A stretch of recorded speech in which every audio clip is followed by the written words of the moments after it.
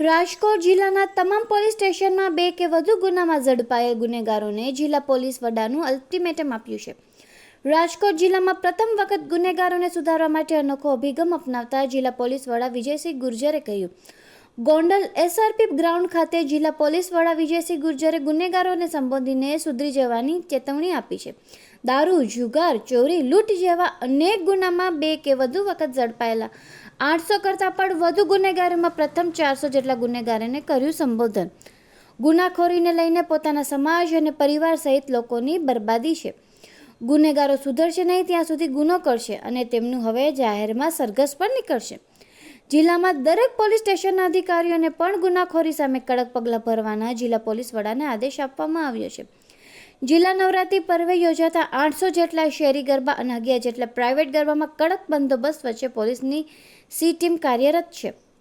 NDPS જેવા ગુનામાં પણ બાતમી આપનાર વ્યક્તિને ઇનામ આપીને કરવામાં આવશે કડક કાર્યવાહી. વધુ અપડેટ્સ માટે બન્યા રહો મોરબી ન્યૂઝ સાથે અને સંપર્ક કરો 9574422033 પર. આજ રાજકોટ ગ્રામ્ય પોલીસ દ્વારા છેલ્લા 5 વર્ષમાં જેટલા લોકો વિરુદ્ધમાં 2 કે 2થી વધારે ગુના દર્જ છે એની એક મિટિંગ બોલાવવામાં ગોંડલ સિટીમાં આવી છે. જેમાં અલગ અલગ મારામારીના, પ્રોપર્ટી ઓફેન્સના, પ્રોહિબિશનના, જુગારના અને બીજા આરોપી અને એ આરોપી જેના વિરુદ્ધમાં પાસાના કે તડીપારના પ્રપોઝલ થયેલા છે એવા 800 જેટલા આરોપીઓની રાજકોટ ગ્રામ્ય પોલીસ દ્વારા એક લિસ્ટ તૈયાર કરવામાં આવી છે.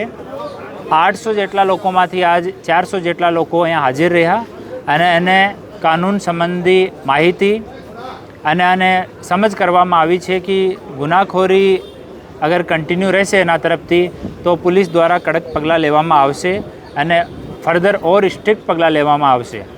તો મેક્સિમમ લોકો એગ્રી થયા છે કે અમારે ભવિષ્યમાં એવી ગુનાખોરીમાં સંડોવણી નહીં કરવાની और अपराधનો जो ઇકોનોમિક અને સોશિયલ ઇમ્પેક્ટ પરિવાર પર પડે છે એના વિષયમાં આ લોકોને માહિતગાર કરવામાં આવ્યા અને આ મીટિંગ અમે હરેક 3 માસમાં કરીશું. माननीय एचएम सर और माननीय डीजी सर की हमें कंटिन्यू सूचना रहती है और माननीय आईजी सर है उनके रेगुलर निर्देशन में आ कार्यवाही थई है અને આગલા માસ પણ આ કાર્યવાહી થશે.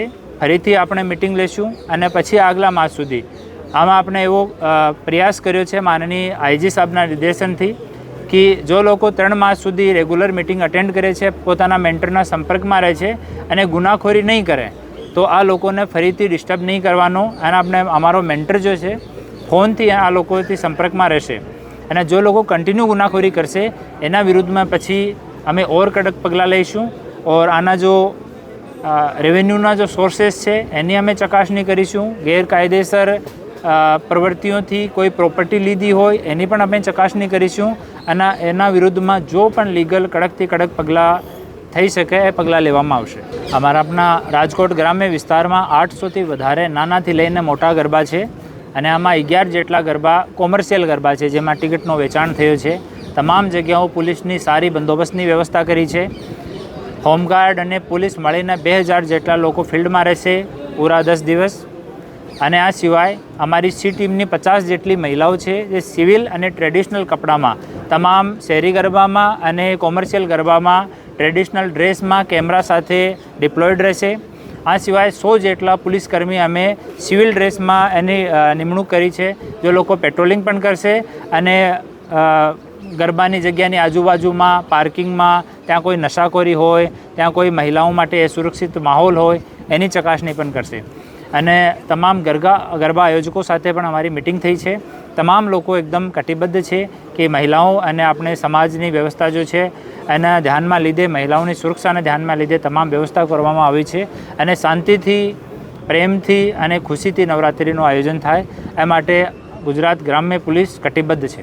સરકારશ્રી તરફથી 12 વાગ્યા સુધીનો સમય આપવામાં આવ્યો છે અને ઓનરેબલ હાઈકોર્ટ અને એનજીટી તરફથી ડીજે અને લાઉડ સ્પીકર સંબંધિત જો સૂચનાઓ છે એ સૂચનાઓ જાહેરનામા થ્રુ અને મીટિંગ થ્રુ કરી સ્કૂલના બાળકો માટે અમે હરેક સ્કૂલમાં એક અવેરનેસ માટે પ્રોગ્રામ હવે નવરાત્રિ પછી ચાલુ કરવાના છે અને એના સિવાય જો બાળક ગુનાખોરીમાં આવી જાય, કાયદાના સંઘર્ષમાં આવી જાય, એની કાઉન્સેલિંગ માટે દરેક પોલીસ સ્ટેશનમાં અમારો એક અધિકારી પણ છે અને ડિસ્ટ્રિક્ટ લેવલ પર પણ અધિકારીઓનો વ્યવસ્થા છે. તો આ તમામ લોકો સાથે મિટિંગ કરીને અને એવો કોઈ બાળક હોય તો એની કાઉન્સેલિંગ માટે અમે પ્રયાસ કરીએ છીએ. જે લોકો કોઈ આપણા રાજકોટ ગ્રામ્ય જિલ્લામાં કોઈ માણસ NDPSની કામગીરી કે હથિયારવાળો કે ઓર કોઈ ગુનાખોરી કરતો હોય તો અમારી કચેરીમાં આવીને અમને કહી શકે. અમારા કંટ્રોલ રૂમનો જો નંબર છે એના ઉપર ફોન કરીને કહી શકે અને અમારા કોઈ પણ પોલીસ સ્ટેશનમાં ને DYSP શ્રીને અપ્રોચ કરીને કહી શકે. જે આને લોકલ કોઈ માણસને કમ્ફર્ટેબલ ફીલ નથી થતો હોય તો અમારી કચેરી પણ આવી શકશે કોઈ પણ દિવસમાં અને ત્યાં આવીને પણ માહિતી આપી શકશે.